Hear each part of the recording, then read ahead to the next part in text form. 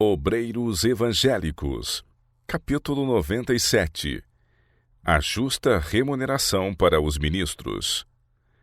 Aqueles que se acham empenhados no ministério devem receber nesta vida uma justa remuneração por seu labor. Dedicam todo o seu tempo, pensamento e esforço ao serviço do Mestre, e não está nos desígnios de Deus que o salário que se lhes paga seja insuficiente para suprir as necessidades da família. O ministro que faz parte segundo sua capacidade deve receber aquilo a que faz jus. Os homens que decidem quanto cada obreiro há de receber devem esforçar-se sinceramente para corresponder à ideia de Deus em suas decisões. Alguns dos que têm servido em comissões de ajuste de salário têm faltado em discernimento e critério. Por vezes, a comissão tem sido composta de homens que não possuíam real compreensão da situação dos obreiros e que têm repetidamente levado verdadeira opressão e penúria a certas famílias devido às suas errôneas decisões. Sua administração tem dado lugar ao inimigo para tentar e desanimar os obreiros e, em alguns casos, os tem posto fora da obra. Deve-se mostrar escrupuloso cuidado no ajustar os salários dos obreiros. Os que são escolhidos para tomar parte nas comissões de salários devem possuir uma clara percepção, estar familiarizados com o trabalho que estão fazendo. Devem ser homens capazes, tementes a Deus, homens de verdade que aborreçam a avareza. Êxodo 18, 21. O ministro deve ter certa margem para agir, pois fazem-se muitas solicitações a seus recursos financeiros. Encontra frequentemente em seu trabalho pessoas tão pobres que pouco têm para comer e vestir, e não possuem as necessárias acomodações para dormir. Ele precisa socorrer os que são verdadeiramente necessitados, saciar-lhes a fome e cobrir-lhes a nudez. Também se espera dele que se ponha à frente dos bons empreendimentos, ajude a construir igrejas e a fazer avançar a causa de Deus em outras terras. O missionário escolhido por Deus não pode ter residência fixa, mas tem de levar a família de um lugar para outro, muitas vezes de um para outro país. A natureza de seu trabalho assim o exige.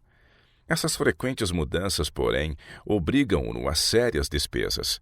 Depois, também para exercer uma boa influência, sua esposa e filhos e ele próprio devem dar um bom exemplo quanto a vestir-se com decência e correção. Sua aparência pessoal, sua residência e os arredores da mesma, tudo deve falar em favor da verdade que defendem. Eles devem parecer sempre animados e bem dispostos, a fim de levarem raios de sol aos que necessitam de auxílio. Esses obreiros são muitas vezes obrigados a hospedar os irmãos, e ao mesmo tempo que isso lhes é um prazer, é também uma despesa adicional. É uma terrível injustiça uma comissão de salários decepcionar um digno ministro que se acha em necessidade de cada moeda que tem sido levado a esperar. O Senhor declara: porque eu, o Senhor, amo o juízo, aborreço o que foi roubado, oferecido em holocausto. Isaías 61, 8. Ele quer que seu povo manifeste um espírito liberal em todo o seu trato com seus companheiros. O princípio que serve de base à sua ordem ao antigo Israel: não atarás a boca ao boi quando trilhar, 1 Coríntios 9, 9, ver Deuteronômio 25, 4, é um princípio que nunca deve ser posto de lado por alguém que tenha de tratar da remuneração dos que se dedicaram ao avançamento da causa de Deus no mundo e que empregam suas forças em elevar o espírito dos homens da contemplação das coisas terrestres a das celestiais. Deus ama esses obreiros e quer que os homens lhes respeitem os direitos. O sistema de 8 horas não encontra lugar no programa do ministro de Deus. Ele deve se manter de prontidão a qualquer hora. Deve conservar sua vida e energia, pois se é apático e indolente, não pode exercer uma influência salvadora. Se ocupa uma posição de responsabilidade, deve estar preparado para assistir a reuniões de comissão e concílios, passando horas num trabalho cansativo para o cérebro e os nervos, fazendo planos para o avançamento da causa. Essa espécie de trabalho é um pesado encargo para a mente e o corpo. O ministro que tem uma devida apreciação do serviço considera-se como servo de Deus, pronto a atender a qualquer momento. Quando, com Isaías, ouve a voz do Senhor dizendo: "A quem enviarei? E quem há de ir por nós?" Ele responde: "Eis-me aqui, envia-me a mim." Isaías 6, 8.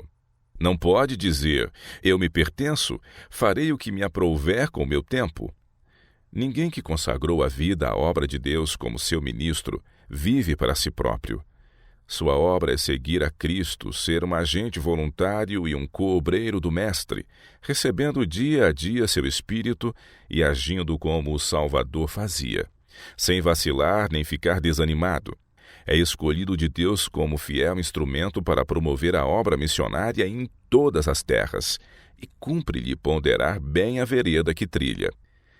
Aqueles que nunca suportaram o encargo de tal obra e que pensam terem os escolhidos e fiéis ministros de Deus uma tarefa fácil, devem ter em mente que as sentinelas de Deus se devem achar constantemente no posto do dever. Seu trabalho não se mede por horas. Ao serem verificados os seus salários, se por palavra ou por pena, homens egoístas deslimitam indevidamente os salários, comete-se assim um grande erro. Os que têm sobre si cargos administrativos em ligação com a causa de Deus podem se permitir ser justos e leais, podem se permitir tratar as coisas segundo justos princípios. Quando em tempos de crise financeira se pensa que os salários devam ser reduzidos, seja publicada uma circular expondo a verdadeira situação, e então indague-se dos empregados da associação se nessas circunstâncias eles poderiam passar com menos para o seu sustento. Todos os arranjos feitos com aqueles que se acham ao serviço de Deus devem ser considerados como uma sagrada transação entre o homem e seu semelhante. Os homens não têm o direito de tratar os obreiros como se fossem objetos inanimados, sem voz ou expressão própria. A esposa do ministro. O ministro é pago por seu trabalho e isso é justo. E se o Senhor dá à esposa da mesma maneira que ao marido o encargo da obra, e ela dedica seu tempo e energias a visitar as famílias e expor-lhes as Escrituras, embora não lhe hajam sido impostas as mãos da ordenação, ela está realizando uma obra que pertence ao ramo do ministério. Deveria então seu trabalho ser reputado por nada? Tem-se feito por vezes injustiça a mulheres que trabalham tão dedicadamente como seus maridos e que são reconhecidas por Deus como necessárias à obra do ministério. O plano de pagar os obreiros homens e não pagar as suas esposas, as quais partilham de seus labores, não é segundo o mandamento de Deus, e caso seja seguido em nossas associações, é capaz de desanimar a nossas irmãs de se habilitarem para a obra em que se devem empenhar. Deus é um Deus de justiça, e se os ministros recebem pagamento por seu labor, as esposas que se consagram à obra com o mesmo interesse devem ser pagas além do ordenado que os maridos recebem, mesmo que elas não o solicitem. Os adventistas do sétimo dia não devem de forma alguma amesquinhar a obra da mulher. Se esta entrega seu serviço doméstico nas mãos de uma auxiliar fiel e prudente e deixa seus filhos em boa guarda, ao passo que ela se ocupa na obra, a associação deve ter a sabedoria de compreender a justiça de remunerá-la. O Senhor tem uma obra para as mulheres, da mesma maneira que para os homens. Elas podem efetuar uma boa obra para Deus, caso aprendam primeiro na escola de Cristo a preciosa e todo importante lição da mansidão. Importa que não somente usem o nome de Cristo, mas que lhe possuam o Espírito. Importa que andem como ele andou, purificando a alma de tudo quanto contamine. Então serão de benefício aos outros, apresentando-lhes a completa suficiência de Jesus.